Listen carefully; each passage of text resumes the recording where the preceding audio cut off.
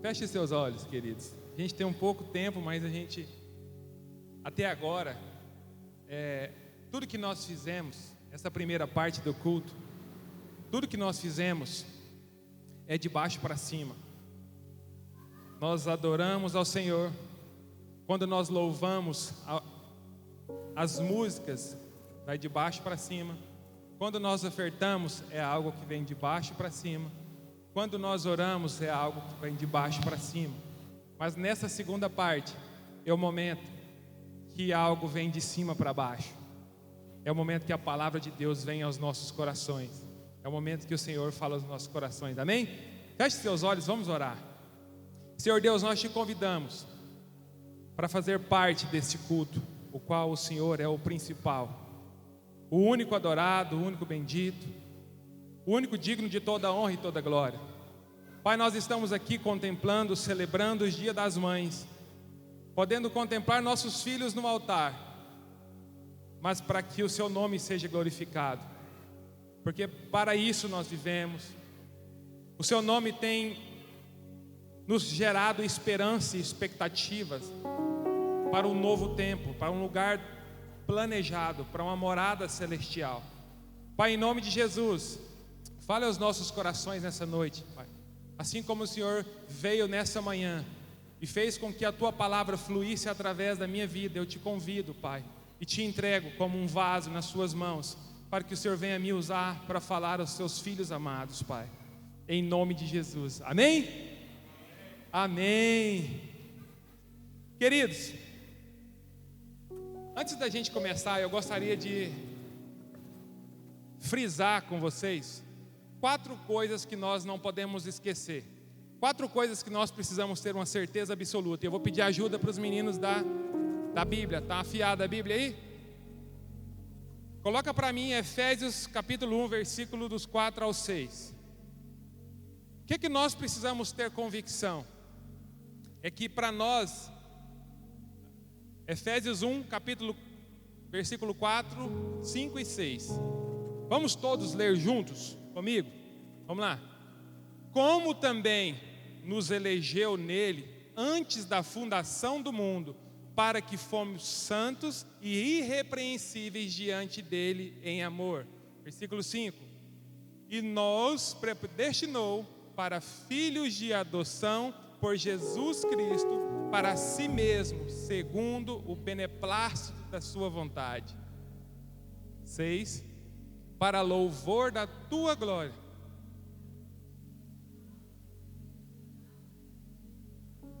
Amém.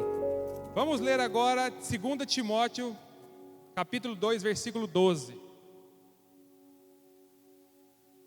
Firme. Vamos todos. Se sofrermos, também com ele reinar. Se o negarmos, também ele nos negará. Então percebe-se que existe um destino para nós. Se sofrermos com ele, também com ele reinaremos. Se o negarmos, também ele nos negará. João capítulo 4, versículo 6. Disse-lhe Jesus: eu sou.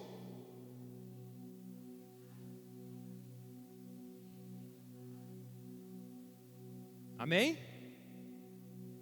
Filipenses capítulo 3, versículo 20. Rapaz, mas que... Parabéns, viu, Tiagão? Vamos lá. Mas a nossa cidade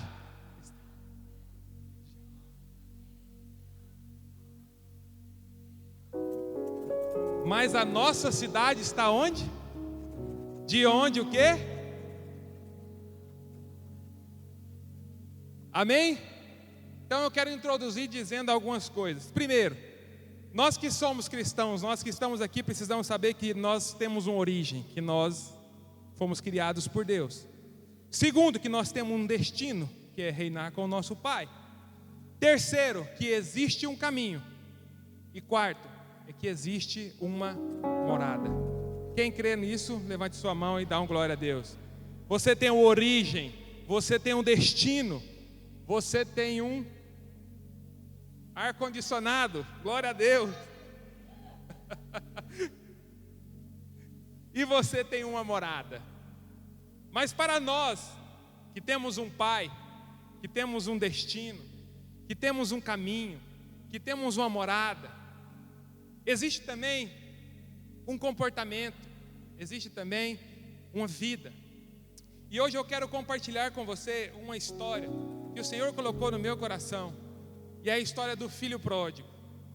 E o tema que eu dei para essa mensagem é o filho pródigo e seu irmão. Fala comigo, o filho pródigo e o seu irmão. E o subtema é os dois filhos fora da casa do pai. Amém? Por muito tempo a gente ouviu que o filho pródigo foi só um que foi embora, que sumiu e que saiu de casa, e o outro ficou em casa. Mas hoje eu quero te trazer a entender que os dois filhos estavam fora de casa. Os dois filhos ficaram fora de casa. E a Bíblia vai dizer em Lucas capítulo 15 o seguinte, preste atenção.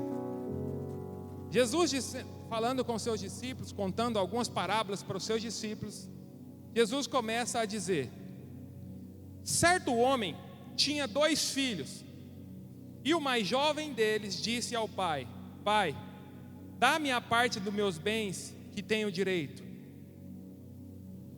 O filho mais jovem: dá-me a parte dos bens que tenho direito. E ele dividiu-lhes os seus haveres. Queridos, quando o filho mais novo vira para o seu pai e diz: pai, dá-me a parte dos meus bens que eu tenho direito, ele não está pedindo uma paga pelo seu trabalho, ele não está pedindo um percentual daquilo que ele produziu, ele está pedindo algo que é do pai, ele está pedindo algo que ele receberia na ausência do pai, na falta do pai, na perca do pai. Ele pediu aqui a sua parte da herança. E nesse momento, quando nós queremos aquilo que é do nosso pai, mas não queremos o nosso pai, nós estamos declarando e dizendo para o nosso pai que para nós ele não vive, para nós ele não tem importância, para nós ele não tem mais valor. E quando o filho pródigo vira para o seu pai e fala: pai, me dá a parte dos meus bens que me pertence, ele está dizendo: pai, para mim você não faz mais sentido, eu só quero a minha parte daquilo que eu tenho, entrega para mim e está tudo resolvido. A Bíblia vai dizer que o pai divide a herança para os 2 filhos, e o pai dá parte para um, dá parte para outro. Mas quando a gente tem um plano, o filho não pediu a parte daquilo que ele tinha em vão, porque se o filho tivesse confortável, tivesse feliz e tivesse satisfeito na presença e na casa do pai, para que pedir? Imagine hoje o Pietro chegar em mim e dizer: pai, me dá parte das minhas coisas. Eu vou falar: como assim? Como assim? O que você quer fazer com a parte das suas coisas? Como assim as coisas te pertencem? Ah, pai, eu não sou seu filho? Sim. Eu não tenho direito? Sim. Então me dá. Eu falei: não, te dou não. Quando eu morrer você pega. Mas imagine hoje você que tem um filho adolescente, o seu filho chega em você e fala: pai, me dá a parte das minhas coisas que eu mereço, a parte da minha herança, porque eu quero tê-las. A primeira segurança que o pai vai ter é que o filho provavelmente tem um plano. E quando passa alguns dias, no versículo 13, a Bíblia vai dizer: e poucos dias depois, o filho mais jovem ajuntou tudo o que tinha e partiu para uma terra distante, e ali desperdiçou os seus bens com uma vida desordeira. Fala assim para mim: ele partiu para uma terra distante, com a porção da sua herança. Então existia um plano. O filho quer sair da casa do pai, mas ele quer as bênçãos do pai, para que haja sustento, para que haja provisão, para que haja oportunidade. Ele pede a porção para o pai, e o pai entrega, e logo ele revela o que ele realmente queria. E ele queria sair da casa do pai. A Bíblia fala que quando ele sai da casa do pai, ele encontra vários amigos. Ele encontra várias oportunidades. E a quantidade numerosa de oportunidades de se ter prazer, ou de usufruir, ou gastar aquilo que ele recebeu do Pai, foi tão grande que em pouco tempo ele perdeu tudo que tinha. Então, ele pede tudo que tinha, ele pede a sua parte para o Pai. Ele declara para o Pai que o Pai para ele não faz mais sentido. Ele sai da casa do Pai e ele vive uma vida de prazeres. O Senhor está falando com algumas pessoas aqui essa noite. Já começou a falar. A Bíblia vai dizer que no versículo 14: e havendo ele gastado tudo, houve naquela terra uma grande fome, e ele começou a passar necessidade. Fala comigo. Quando eu estou longe da casa do meu Pai, haverá fome na terra, haverá necessidade, haverá dificuldade. Versículo 15: e ele foi e juntou-se a um dos cidadãos daquela terra, e ele o enviou aos seus campos para alimentar os seus porcos. Houve fome na terra, acabou todos os recursos. Ele estava longe da casa do Pai, estava passando por necessidades, e a única pessoa que ele encontrou, a única utilidade que ele tinha, era para fazer o trabalho imundo que o judeu não fazia: tratar dos porcos. Então, o valor que você tem num lugar onde você não é amado é, no mínimo, no máximo, ser um servo para cuidar de coisas imundas. Eles fizeram um favor de arrumar um serviço para ele indigno. Mas isso não é o pior, porque ele já tinha perdido tudo, não tinha mais um pai por perto, não tinha mais amigos por perto, não tinha o que comer, e agora estava fazendo um serviço impuro. E nesse de fazer esse serviço impuro, no versículo 16 vai dizer: e ele desejava o seu estômago comer a comida que os porcos comiam, e nenhum homem lhe dava nada. Queridos, quando você é amado, quando você está na casa do Pai, o Pai tira da boca dele e coloca na boca do filho. Quando você está na casa de quem não te ama, as pessoas tiram da sua boca e dão para os animais que são mais amados do que você.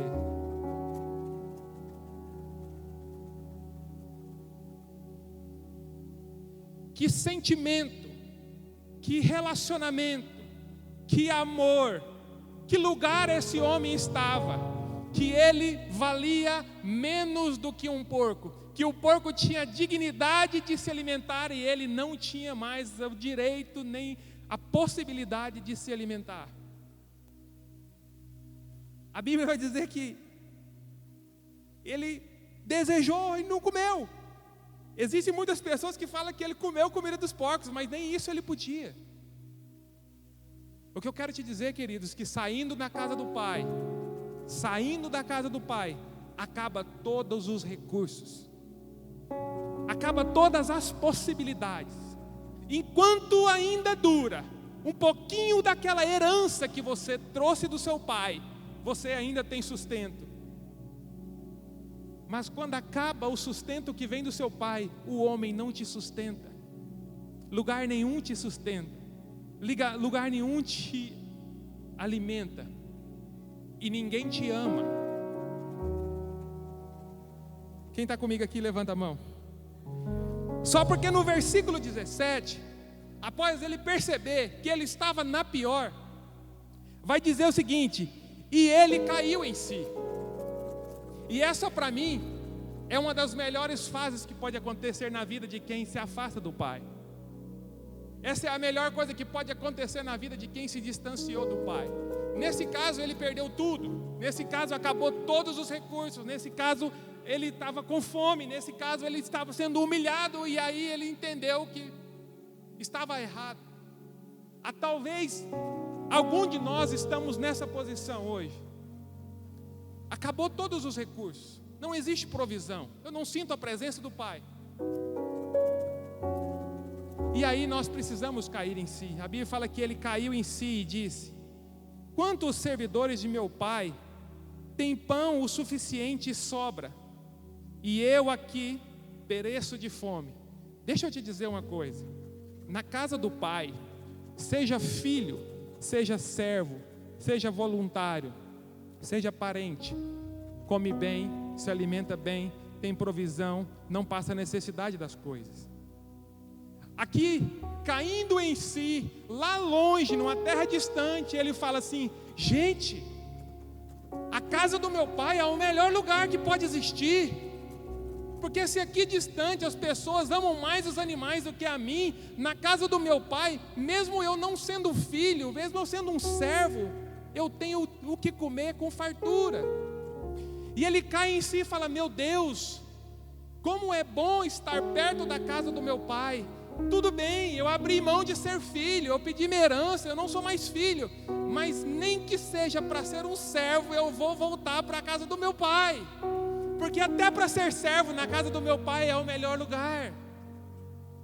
E aí ele cai em si e fala: a atitude mais correta é voltar para a casa do meu pai. Aí ele, no versículo 18 fala: levantar-me-ei e irei para o meu pai e lhe direi: pai, eu pequei contra o céu e perante ti. Perceba que existe um posicionamento após o entendimento. Todos aqueles que caem em si, que entendem que está no lugar errado, que está distante da casa do pai, que está no lugar onde não existe provisão, precisam se posicionar. E esse filho disse: eu me levantarei e eu irei ter com meu pai. Vou chegar diante do meu pai e dizer: pai, eu pequei contra o Senhor, pequei contra Deus, mas eu estou aqui, me permita estar perto do Senhor. Versículo 19 fala: eu não sou mais digno de ser chamado seu filho, faz-me como um dos seus servidores. E ele, levantando-se, foi para o seu pai. Mas estando ainda longe do caminho, o seu pai o viu e teve compaixão, e correndo, lançou-se-lhe ao pescoço e beijou. E o filho disse: pai, eu pequei contra o céu e contra a sua vista, e não sou mais digno de ser chamado seu filho. Mas o pai disse aos seus servos: trazei as melhores vestes e vista meu filho, coloca no meu filho o anel em sua mão, coloca no meu filho calçado nos seus pés, pegue um novilho cevado, mata para que possamos comer e nos alegramos. O filho chega totalmente preocupado por um caminho, caminhando de volta para casa, na expectativa de encontrar um pai que não mais quer vê-lo, porque foi desonrado, foi desrespeitado e que foi considerado como morto.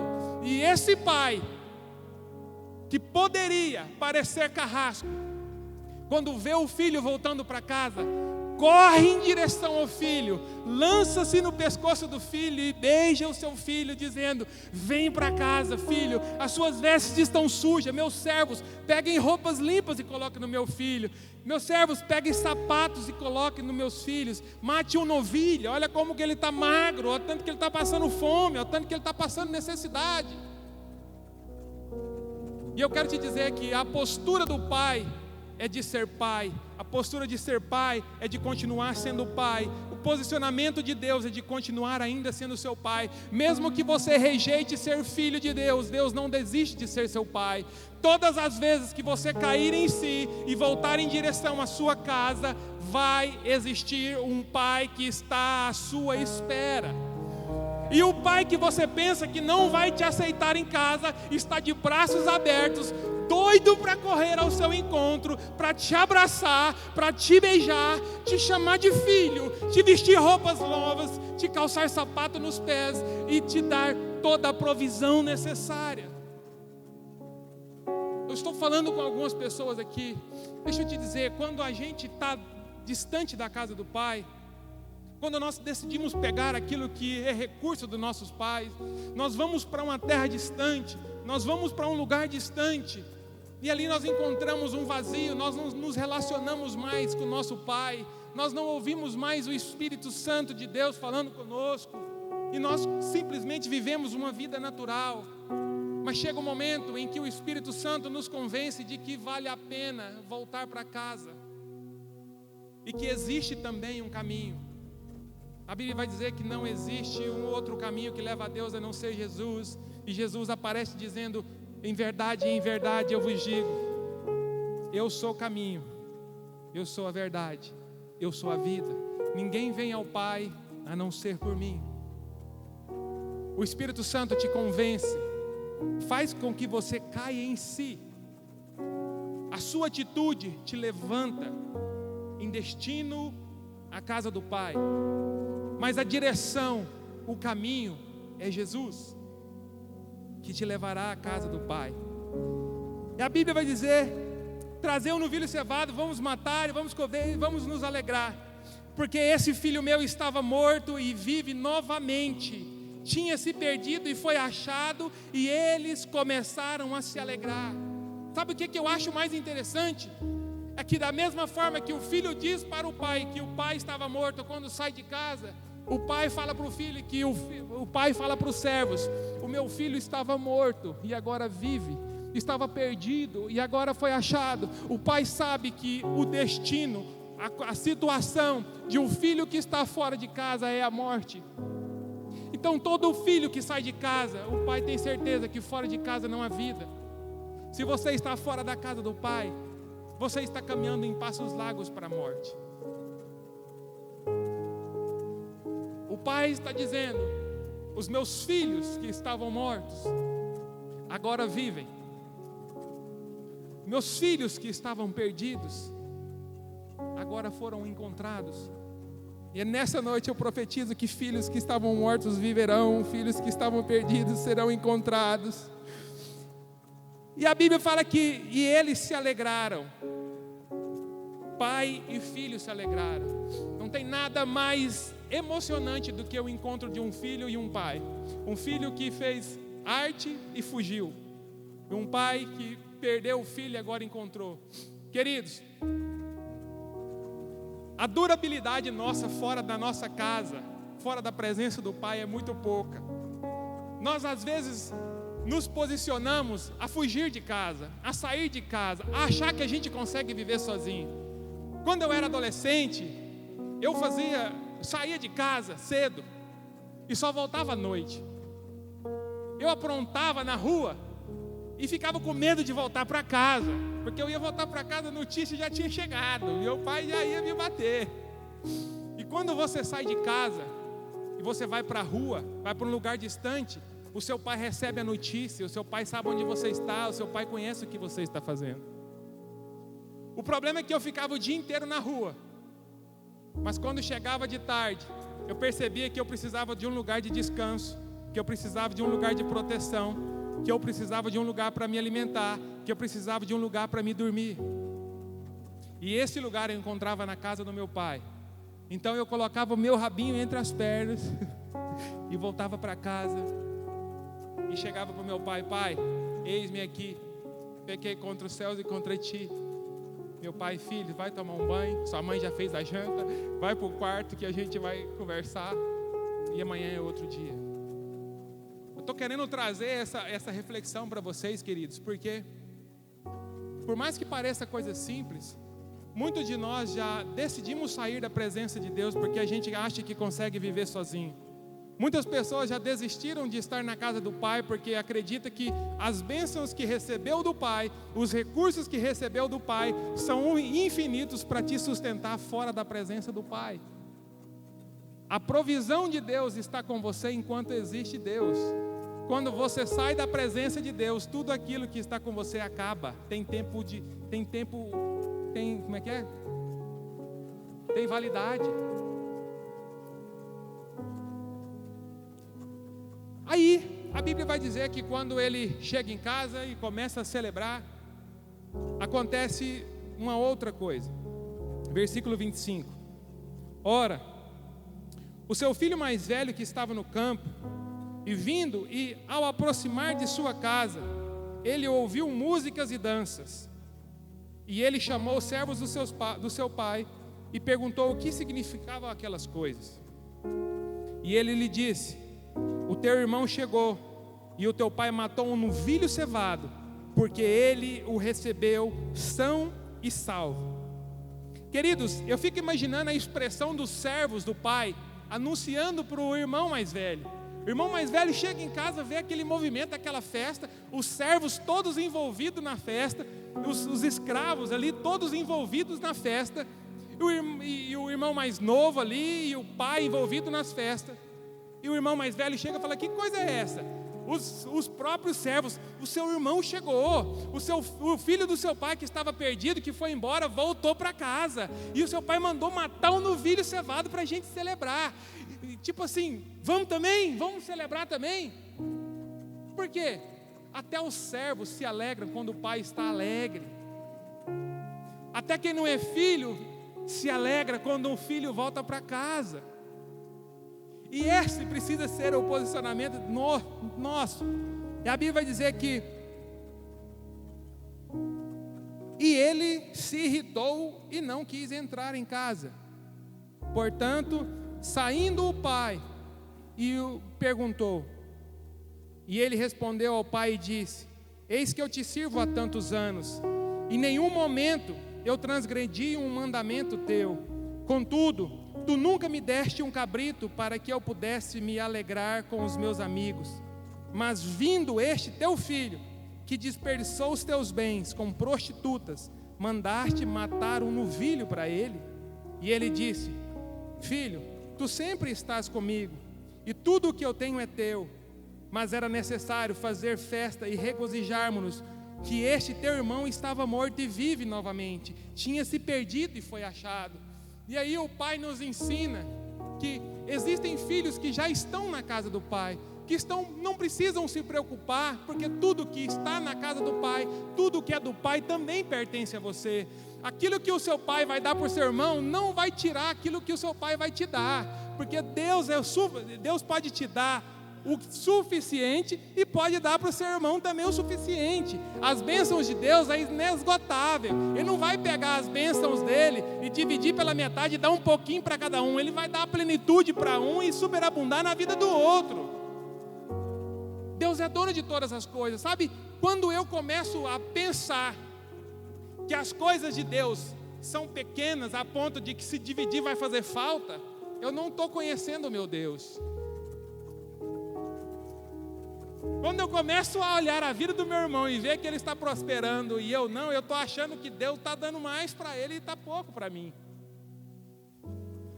E o pai vai falar com esse irmão: calma aí, você já está aqui comigo, tudo é nosso, nós estamos dentro da mesma casa, você usufrui de todos os meus bens. Eu estou me alegrando porque o seu irmão, que estava morto, reviveu, estava perdido e foi achado.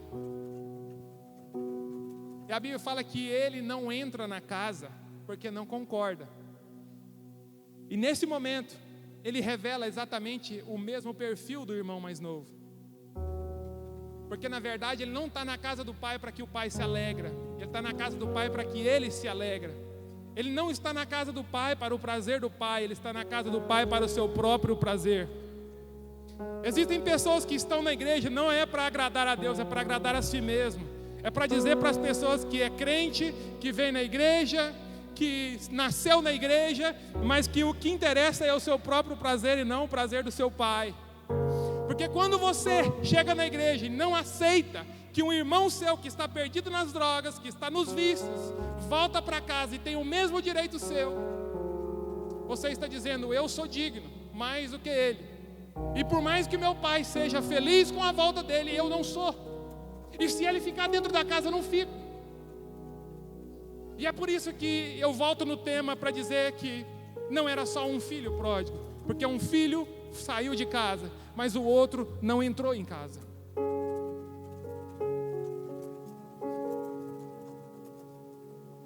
E o meu coração dói, porque na verdade a maioria dos filhos estão se posicionando como filhos mais velhos. Estar na igreja, não me envolver, simplesmente viver um dia após o outro na bênção do pai, na provisão do pai, no cuidado do pai, usufruindo das coisas do Pai é o que me interessa. Mas se eu tiver que ir atrás do meu irmão, não me agrada. Ele que saiu, ele que volte. Se ele voltar, ele que volte como servo e não como filho. Deixa eu te falar, queridos. O seu irmão que saiu de casa e que está perdido, o sonho dele não é mais ser filho, o sonho dele é ser servo. O problema é que o sonho de Deus não é que ele seja servo, é que ele volte a ser filho.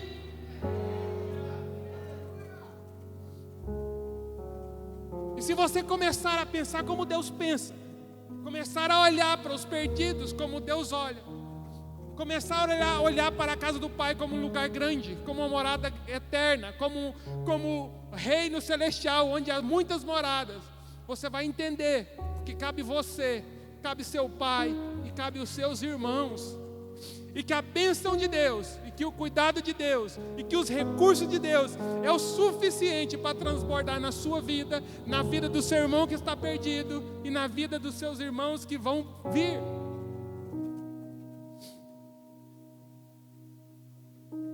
E aí, pastor, um vai embora e o outro nem entra na casa. Querido, o lugar mais seguro que nós podemos estar é na casa de Deus. Existe para nós uma morada preparada. Existe para nós um caminho que nos leva a Deus. E existe para nós um destino.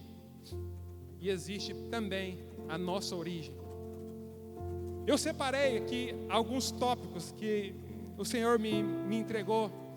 E eu gostaria que depois de compartilhar com vocês essa história do filho pródigo, dos filhos pródigos, né? Dos filhos distantes da casa do Pai, que você saiba quem você é, que você saiba quem Deus é, e que você se coloque em algum estágio, alguma fase da vida desses filhos. Quem nós somos e aonde nós estamos nessa história? Você já se perguntou para Deus, aonde eu estou? Eu estou perdido? Eu caí em si? Eu estou no caminho? Eu estou na casa do meu pai? Eu estou na presença do meu pai? E o primeiro foi, talvez tenha aqui hoje aqueles que moram na casa do pai, mas não estão satisfeitos. São ingratos com aquilo que vive dentro da casa do pai. São ingratos com a cobertura do pai. São ingratos com os mandamentos do pai. São ingratos com os princípios do pai. E esse é o tipo que mora com o pai, mas está insatisfeito. Deixa eu te dizer, querido, se você hoje está aqui, se você está na presença de Deus, mas está insatisfeito com a presença do pai, quando Ele colocar recursos sobre os seus cuidados, você vai sair de casa. Deixa eu te falar de novo. Se você é essa pessoa que está ingrato, insatisfeito com a presença do Pai, mas que está aqui, porque é o único lugar que ainda te faz viver, quando Deus colocar recursos sobre os seus cuidados, você vai sair para viver longe da presença do seu Pai, para experimentar os prazeres da vida. Ei, existem pessoas que ainda não prosperaram, existem pessoas que não ganham dinheiro, existem pessoas que não têm empresas, existem pessoas que não têm recursos, porque se tiver recurso, sai da presença de Deus e vai experimentar os prazeres da vida. Se Deus te desse a prosperidade que você pede hoje, você ficaria ou você iria embora? Quem está comigo aqui? Está firme? O pai vivo, mas o filho olha como morto. Imagine você dentro da casa do seu pai, vivendo com seu pai, almoçando, comendo, aprendendo, dormindo, sendo protegido pelo seu pai. E todas as vezes que você olha para o seu pai, você não vê alguém que te ama, alguém que quer o seu melhor, mas você olha para ele e vê tudo o que ele tem que te faz desejar alguma coisa. Quando você olha para o seu pai, quando você olha para Deus, você fala: Deus, eu te amo acima de todas as coisas? Ou eu te amo porque eu acredito que você pode me dar alguma coisa? Porque quem considera o pai morto prefere os bens do que a presença. E nós cantamos aqui, ó, a tua presença vale mais. A tua presença vale mais do que dinheiro, do que prazeres, do que fama. Tua presença vale mais do que dinheiro, do que prazeres. E nós cantamos isso, mas isso é a verdade absoluta que está em nós. Quem está na casa do Pai não se preocupa com a provisão, porque o Pai já disse: todos aqueles que estão na minha casa nunca faltarão vestes, sapatos, anel no dedo e honra. Mas existe também aquela segundo tipo de pessoa que resolve viver uma vida de prazer para se satisfazer, para ter a satisfação própria, quer levar uma vida de prazeres, mas não com a família, com estranhos. Quem aqui já saiu de casa, da presença do Pai, das festas do Pai, das celebrações do Pai, para viver prazeres com pessoas que você nunca viu, pessoas que você não conhece? Existe muito isso. Pessoas que querem herança e as bênçãos do Pai, mas sem honrar o Pai. Então existe esse segundo tipo, pessoas que resolvem viver os prazeres. Às vezes você pode estar nesse momento, decidiu viver os prazeres da vida, decidiu viver com estranhos aquilo que você deveria viver com o seu pai, decidiu amar, idolatrar, aplaudir pessoas que você não conhece, mas nunca se prostrou diante do seu pai para agradecer pelo direito da vida, pela salvação, pela saúde, pelos recursos. A gente senta para assistir o jogo do Flamengo. Quem que é flamenguista aí? A gente ora, a gente até ora para o artilheiro do time fazer o gol. A gente até sonha com o nosso time ganhando, mas a gente não sonha com o reino de Deus sendo glorificado. A gente não sonha com pessoas voltando para casa. O nosso desejo, nossos prazeres precisam ser os prazeres do nosso Pai. Quanto mais conectados com o nosso Pai, mais parecidos nossos prazeres será com os prazeres do nosso Pai. Quer descobrir o que uma pessoa adora? Olha com o que ela se parece. Terceira pessoa, aquele que percebeu que está vivendo indignamente, aquele que falta amigos verdadeiros, aquele que falta irmão, que falta pai, que vive mendigando as coisas, aquele que não tem mais o que comer, que é tratado como escravo, que não tem direito de comer nem o que o pet come, nem o que o porco come, aquele que está sentindo um enorme vazio dentro de si. Queridos, eu quero te dizer, se você está sentindo um enorme vazio dentro de si, dentro de você, significa que você está distante de Deus, porque não é possível estar na casa do Pai, próximo do Pai, vivendo com o Pai e sentindo um vazio dentro de você. Se existe um vazio dentro de você, esse vazio é do tamanho do amor do seu Pai, é do tamanho dos recursos do seu Pai. Quem aqui já pensou em desistir? Quem aqui já pensou em abrir mão da sua própria vida? Sentindo um vazio enorme, uma dificuldade enorme, mendigando coisas simples. Olha para um lado, não tem recurso, olha para o outro, não tem recurso. Existe também a quarta, aqueles que caíram em si.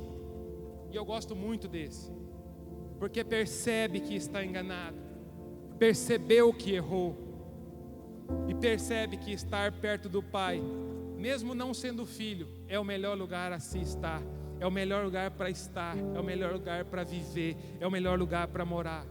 Aqueles que caem em si recebem a misericórdia de Deus. Amém?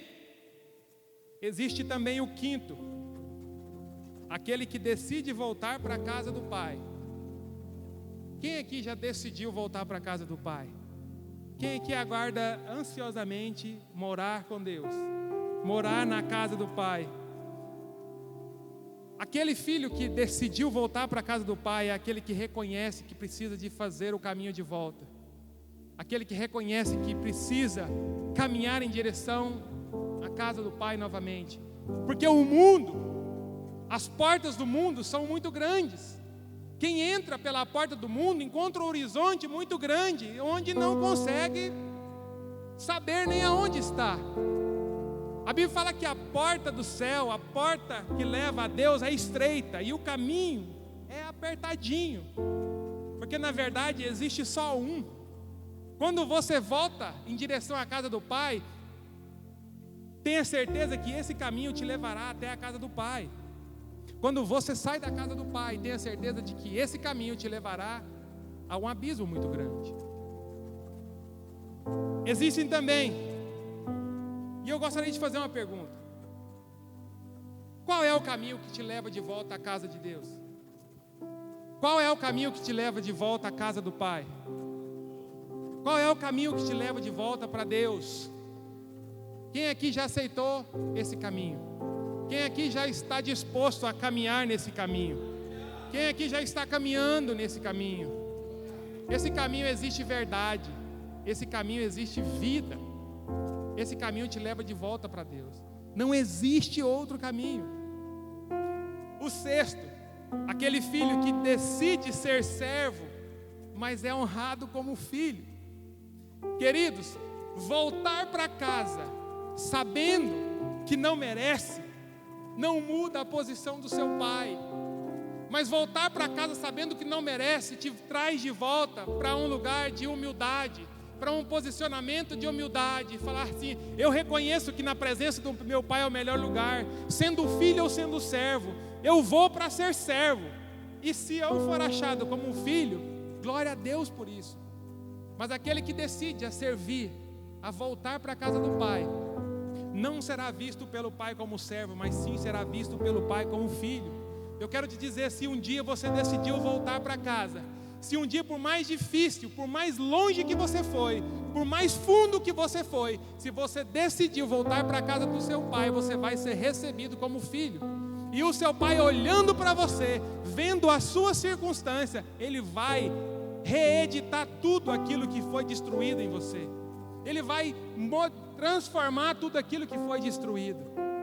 Ele vai renovar tudo aquilo que foi desgastado. Ele vai transformar toda a sua vida novamente. O Pai tem poder, tem autoridade e tem vontade de limpar as suas vestes, de trocar os seus sapatos. Quem está comigo aí? Uma pergunta: qual é a nossa morada?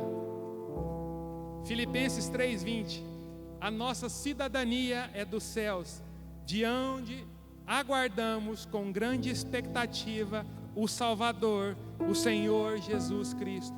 Existe uma morada preparada para nós, queridos, e isso precisa queimar no nosso coração. Isso precisa gerar uma expectativa muito grande de que existe uma morada preparada para nós. Ei, existe uma morada preparada para você. Existe um lugar preparado para você na presença do Pai, onde nada vai faltar, onde todas as tuas dores serão supridas, onde a sua dor emocional vai ser suprida, onde todas as suas fraquezas vão ser fortalecidas, porque na presença do Pai é o melhor lugar para estar. E o sétimo é aquele que nós falamos ali, que não entra na casa do Pai, pois não aceita o seu irmão.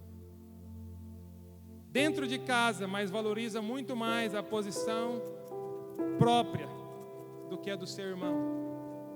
Eu quero te dizer, se você é essa pessoa, mude hoje, converta-se hoje, fique dentro da casa do Pai e aceite os seus irmãos de volta, porque o seu Pai se alegrará com o filho que foi perdido e foi achado. Mas na verdade, você se revelará como um filho perdido também, que está sendo encontrado. Aleluia. E eu encerro dizendo, João capítulo 14, não se turbe o vosso coração, credes em Deus e também em mim, porque na casa de meu Pai há muitas moradas. Se não fosse assim, eu não teria dito, vou preparar um lugar para vós. Isso é Jesus dizendo, não se turbe o vosso coração, credes em Deus e também em mim, porque na casa do meu Pai há muitas moradas. Ei, na casa do meu Pai há muitas moradas. Na casa do meu Pai há muitas moradas, há moradas para todos nós. Na casa do nosso Pai haverá muitas moradas, porque Jesus não teria dito assim, eu vou, mas eu vou preparar um lugar para vós. Amém? Fique de pé, e eu quero orar com vocês agora. Se você se identificou em uma fase dessa na sua vida, se você está tão distante do Pai, tão desanimado, tão aflito, tão angustiado, com falta de provisão, com vontade de tirar a própria vida, achando que acabou todos os recursos, queridos, que acabe logo os recursos mesmo, que acabe logo todas as oportunidades de viver fora da presença do Pai, que esse dia chegue logo, que seja hoje. Porque se você decidiu sair da presença do Pai e ainda existe algum vintém no seu bolso para que você se alimente, você não vai cair em si e voltar para a casa do Pai. Querido, existe maior prazer do que estar na casa de Deus, do que estar na presença do Pai? Não existe. E se você está nessa posição de achar que acabou os teus recursos, eu vim hoje aqui para te dizer, existe um caminho de volta para Deus. Existe um caminho de volta para casa. Existe uma morada para você. Existe um Pai que, por mais que você tenha desonrado com as coisas mais sujas, com os pecados mais imundos, quando você chegar em casa, Ele não vai te perguntar o que você fez. Ele vai olhar para você e vai perguntar, como você está?